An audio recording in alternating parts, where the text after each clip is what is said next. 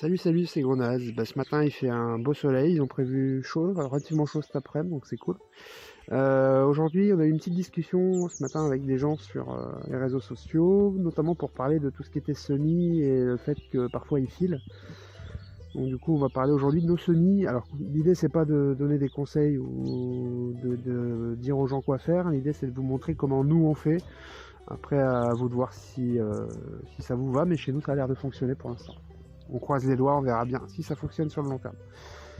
Donc après le débutant, qu'est-ce qu'il fait? Il attrape le fenouil par la tige et puis il essaye de donner des coups avec la partie sporadique. Sporadique. Ouais, sporadique c'est quand c'est en forme de boule.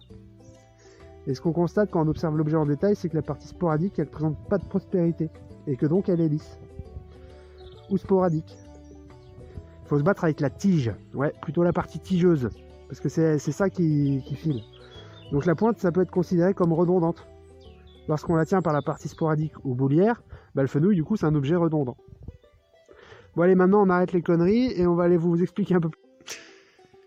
Alors, du coup, pour nous, ça commence par la nurserie, j'appelle ça. C'est l'endroit, en fait, où la seule fenêtre exposée plein sud de la maison pour l'instant. Donc, du coup, elle a un peu de buée parce qu'on arrose et que, du coup, ça fait de la condensation.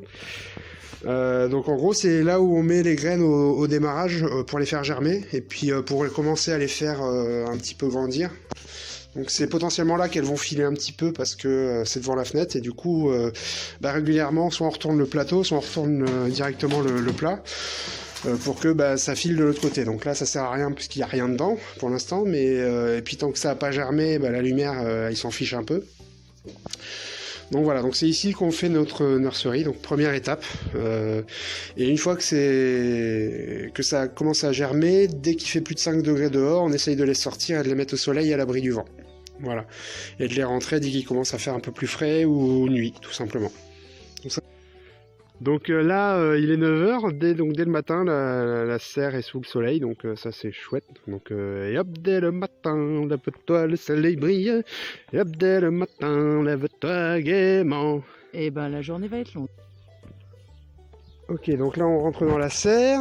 Désolé pour la chanson, c'était un réflexe. Et donc du coup j'avais fabriqué avec des restes de tasseau, des restes de lambris et des restes de double vitrage et une vitre qui traînait dans le jardin, une espèce de mini serre supplémentaire qui permet en fait de garder nos semis au chaud la nuit même quand ça gèle un peu dehors. Donc là ça fait double coffrage en fait puisqu'il y a la serre en premier lieu et ensuite on a le... Vas-y. Et du coup, ensuite, on a l'autre mini-serre pour les tenir au chaud la nuit, quoi. Donc en plus, il y a le paillage. On a mis un peu de compost en dessous pour que ça décompose, pour que ça chauffe un peu. Donc voilà, donc ça, c'est leur lit pour la nuit, quoi. Pareil à côté. Voilà. Et donc la journée, on les sort et on les met soit dehors, soit sur la table qui est à côté, pour qu'ils prennent de la chaleur et du soleil. Alors il y a les plantes qui sont les plus grandes et qu'on va pas tarder à mettre en terre, qu'on laisse dehors pour la nuit, ou celles qui sont prévues pour être en pleine terre, on les laisse carrément directement sur le paillage, sans les mettre à l'abri puisqu'on a un nombre de places limité. Donc dès qu'ils sont assez grands, on les met carrément directement à dormir sur la paille. Voilà, donc la journée, on les sort de leur lit et puis on les met là, soit ou ici ou dehors, ça dépend. Donc ça, c'est celle qu'on va garder encore dans la serre quelques jours, notamment tout ce qui est tomates. Bon, de toute façon, les tomates, elles y resteront un moment.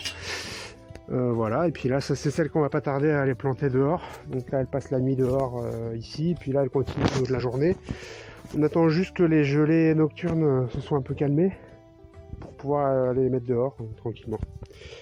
Donc là, c'est notre future plantation de courgettes qu'on plantera d'ici 15 jours.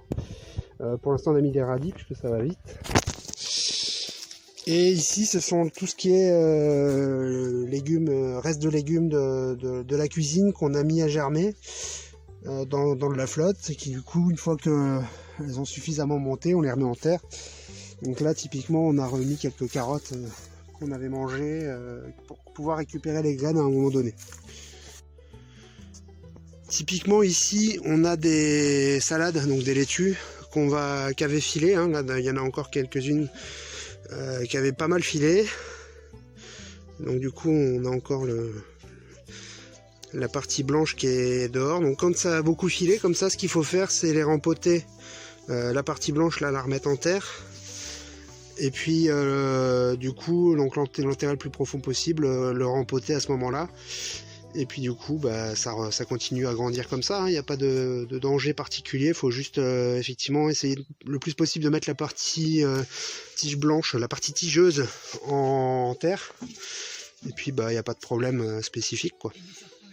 Et de lui faire prendre la lumière, effectivement. Donc comme on disait, dès qu'il y a du soleil, on essaye de les... entre 5 et 10 degrés, on peut les sortir dehors. Si possible à l'abri du vent, parce que si elles prennent le vent, bah, ça leur fait pas forcément du bien. C'est déjà qu'elles ont filé, donc c'est pas terrible. Donc voilà, donc ça c'est comment on fait nous. Donc c'est pas forcément la vérité, mais c'est notre vérité pour l'instant, on verra bien, mais pour l'instant ça a l'air de bien marcher.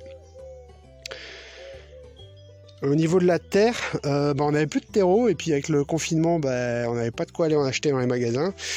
Et du coup, on s'est dit, bah, la nature fait bien les choses depuis des milliers d'années, donc bah, on va faire pareil, c'est-à-dire qu'on a pris de la terre du jardin, on l'a tamisée, on a enlevé les cailloux, voilà, on l'a bien tamisée, et puis bah, on plante directement en pleine terre.